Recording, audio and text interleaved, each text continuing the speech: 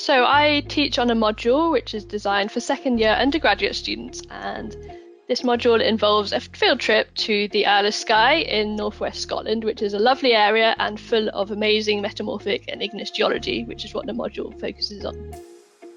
Obviously, in 2020, this trip, which should go ahead instead of the end of the summer, was not really practical to run and actually travel there. So it was run as a virtual equivalent by my colleagues at the University of Hull. This was shortly before I started. And so they were able to replicate the field trip and the field data that students would receive and the locations that they would go to. This was mostly done by using Google Earth to sort of guide the students around the actual landscape that they would see if they were there, giving them the data to analyze and allowing them to do all the kind of things that they would be able to do in the field, like making maps, analyzing structural data, looking at structures that are formed during deformation, and to try and think about how they would actually report and interpret their results. But actually, this project runs through the whole of the term.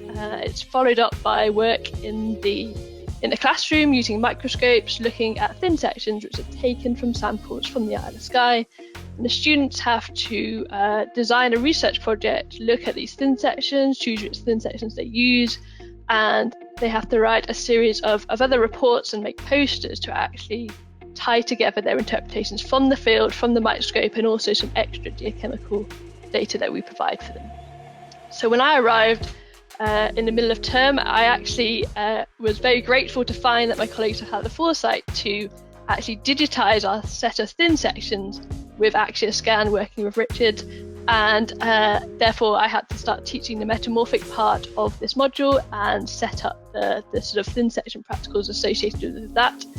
And I was able to use our digitized thin sections to work alongside that.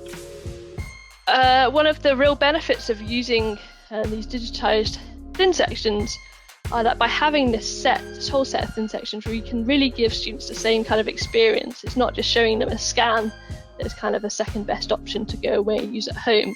It's really like they actually have the thin section there. So thinking back to the field part of the course, whilst this was run really well and it really replicated some of the assessments and exercises and skills that students could take up, one of the big things that is really difficult to do online in a virtual field trip is to give students the option of where to collect the data and how to collect it and how to analyze it. That kind of independent work, which involves data collection and data kind of quality assessment, that is really crucial, and in geology is often quite difficult because we have a lot of uncertainty. There's sometimes great big gaps in the data that you collect in the field, and that's a really good skill that they need to obtain, but it's difficult to do on a virtual field trip because often you have a kind of finite set of data that you provide. It's often quite guided. The students know exactly where to go within the virtual kind of field trip because there are there's pins in Google Earth telling you exactly that there's good information here.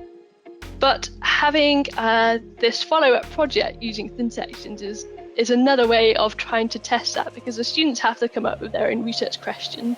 They have to choose the samples that they think are appropriate to answer that question.